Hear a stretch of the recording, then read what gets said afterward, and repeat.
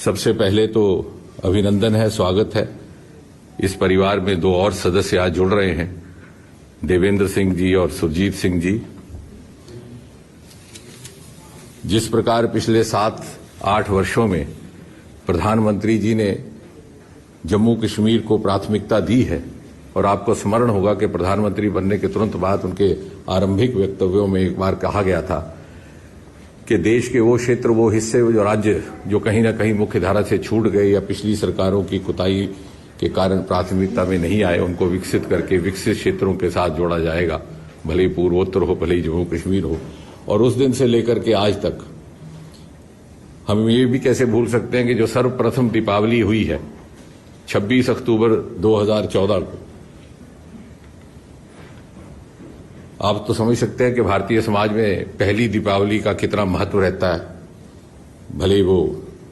विवाह के बाद हो, भले ही किसी शुभ कार्य के बाद हो। और यहां ये पहली बार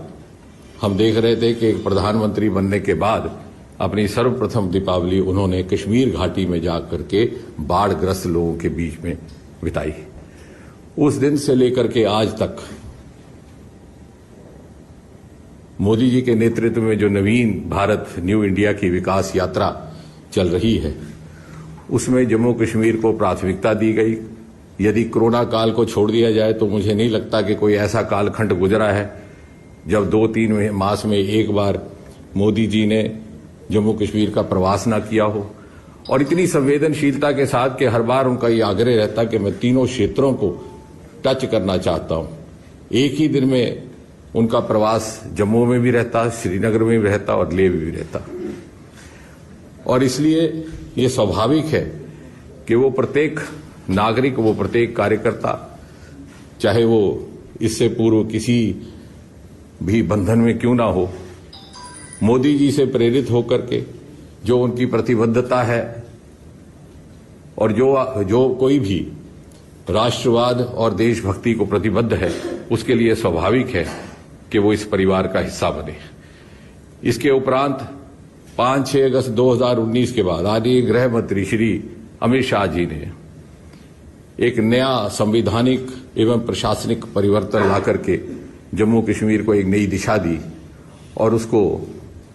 भारत की अथवा नवीन भारत की विकास यात्रा का एक अभिन्न अंग बना दिया। और साथ ही साथ हमारे राष्ट्रीय अध्यक्ष जेपी नड्डा जी, जो अध्यक्ष बनने से कई बरस पहले तक प्रभारी रहे, राष्ट्रीय महामंत्री के रूप में भी उनके पास जम्मू कश्मीर का दायित्व था, प्रत्येक कार्यकर्ता को भलीभांति परिचित हैं। और उनके नेतृत्व में कोरोना काल में भी कोई ऐसा दिन ना गुजरा जब वो जम्मू कश्मीर के कार्यकर्ताओं के साथ वीसी के माध्यम से